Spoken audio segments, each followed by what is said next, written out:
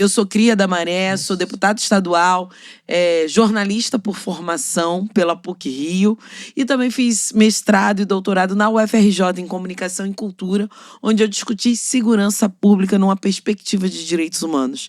E fiz o meu pós-doc também defendendo o conceito de feminicídio político para dizer o que aconteceu com Marielle Franco. Tem nome. Tem nome. Não foi um acaso. Sim. Gente, suportem a carteirada dela. Eu amo.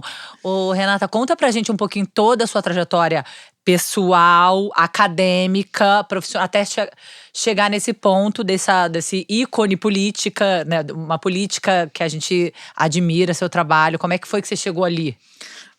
Cara, Ju, eu falo que a minha história de militância tem a ver exatamente com a minha história de sobrevivência dentro da favela, né? Eu não acordei um dia e decidi ser defensora dos direitos humanos. Não, eu acordei todos os dias durante esses 40 anos dentro da favela da Maré, pensando que minha vida poderia ser retirada a qualquer momento em uma operação policial. Você não teve escolha, né? Não só a minha vida, como a vida dos meus irmãos, homens pretos dentro de uma favela. Então você imagina, lutar pelos direitos humanos é como lutar pela nossa própria vida, pela vida dos nossos vizinhos, dos nossos amigos, das pessoas que nós amamos efetivamente. Então, a minha luta por direitos humanos começa desde ali 14, 15 anos, que eu já via com muita resistência, inclusive, todo o processo de vulnerabilidade dentro das favelas. Então, muito pequena, em 92, vamos lá, Eco 92. Rio de Janeiro, recebemos todos os chefes de estado, aquela coisa toda.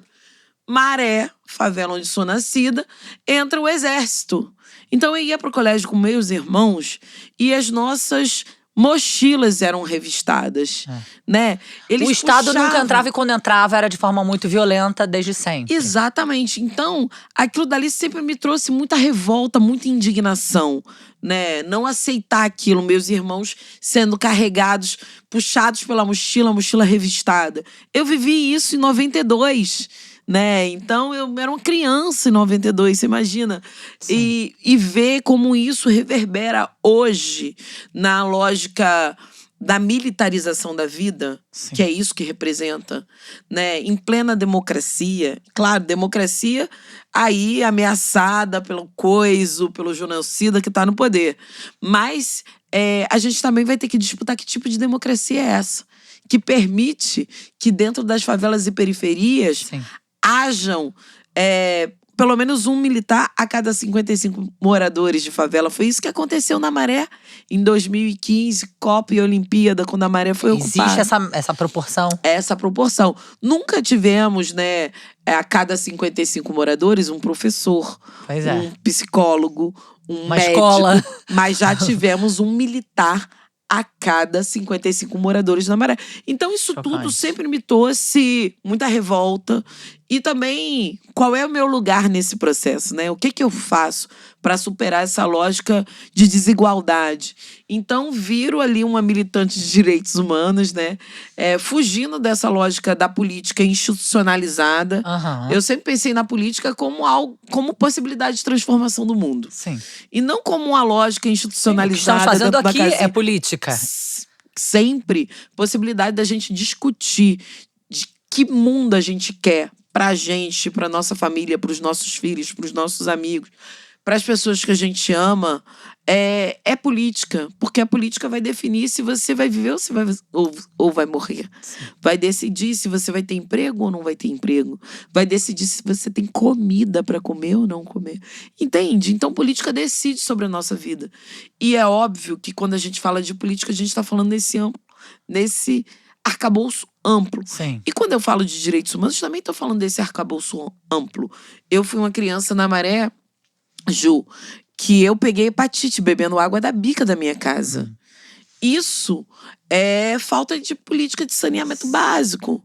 Então, se não fosse a UFRJ, que fica do lado da Maré, que tem o Hospital do Fundão, né, o hospital universitário, reconhecido, importante, que sempre foi referência no tratamento à hepatite, eu não estaria aqui hoje conversando com você.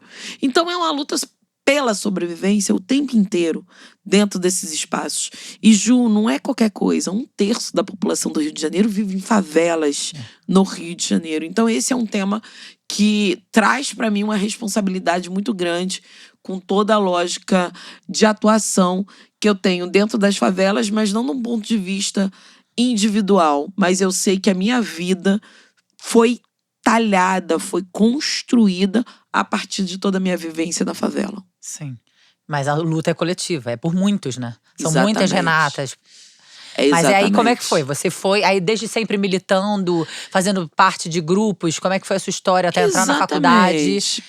Eu E se estudei em envolver? CIEP, né? Uhum. CIEP César Perneta. Hum. É um CIEP dentro da favela Parque União, que é uma das favelas da Maré. Né? Quando a gente passa ali pela linha vermelha, vê um CIEP ali na pontinha, era onde eu estudava. Uhum. Então eu também sempre tive a perspectiva da educação muito essa educação que tinha contraturno e tinha aula de teatro e tinha música. Então eu peguei aquela educação ainda de Darcy Ribeiro. Sim. Esse ano é o centenário de Darcy Ribeiro, a gente precisa lembrar disso. Muito emocionante. Então, ali eu fiz teatro, ali eu fiz muitas coisas interessantes que me colocaram como sujeita política, digamos assim, não sujeitada à política. Então eu começo a questionar dentro do CIEP. Maravilhoso. Isso aí que eu Entendeu? queria entender, é isso aí. E aí, eu virei, sei lá, representante de turma, Sim. aquelas coisas, né? Representante de turma. E era muito engraçado que a diretora falava assim: Renata Alcívia, nossa, uma querida, infelizmente não tá mais entre nós. Mas todo passeio, sei lá, vamos para Petrópolis, visitar aquilo, Santos Dumont, Casa de Santos Dumont, aquela história toda.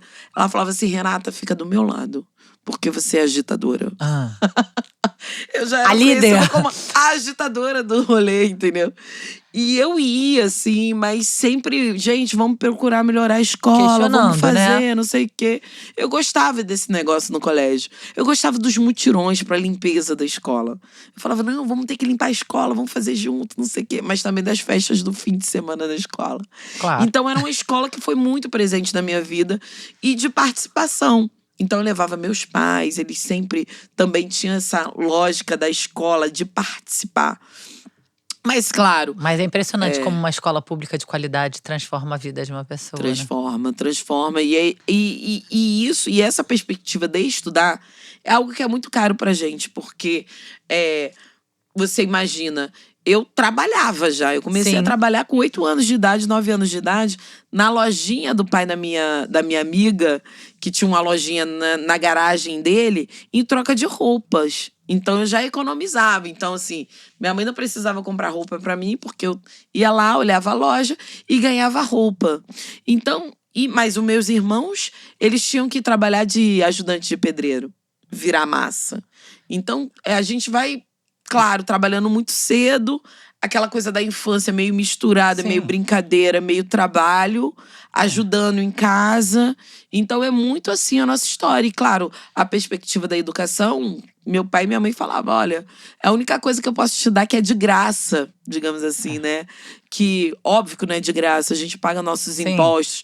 Mas minha mãe dizia, poxa, você pode ter esse acesso. Minha mãe foi órfã muito cedo de pai e mãe, né? Ela perdeu os pais. O pai dela morreu, ela tinha 11 anos. E a mãe morreu quando ela tinha uns 8, 9 anos. De tuberculose, inclusive. Ela também Então, era da Maré. Maré. Minha mãe nascida e criada na Maré. Meu pai no Complexo do Alemão. Então, os dois se encontram no chão de fábrica em Olaria. Né? Aquele primeiro emprego. E eles começam a se encantar ali muito cedo. Mas o pai da minha mãe, meu avô, ele já era também meio que uma liderança comunitária.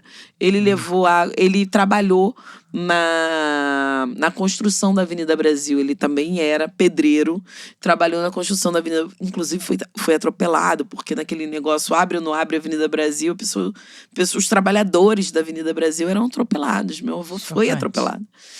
E também, ao mesmo tempo, o que sobrava da obra, eles levavam para Maré. Seja para aterrar, porque a maré, né? Água. Seja para aterrar, seja para conseguir, tipo, manilhas para levar água, saneamento básico, enfim, esgoto, como é que fazia ali. Já Então, era um agente de transformação. seu já avô, era um agente de transformação. Então minha mãe fala muito: "Ah, esse teu jeito assim é muito parecido com o seu avô", que eu não conheci, enfim. Mas ela fala assim: "Nossa, se esse teu avô tivesse aqui".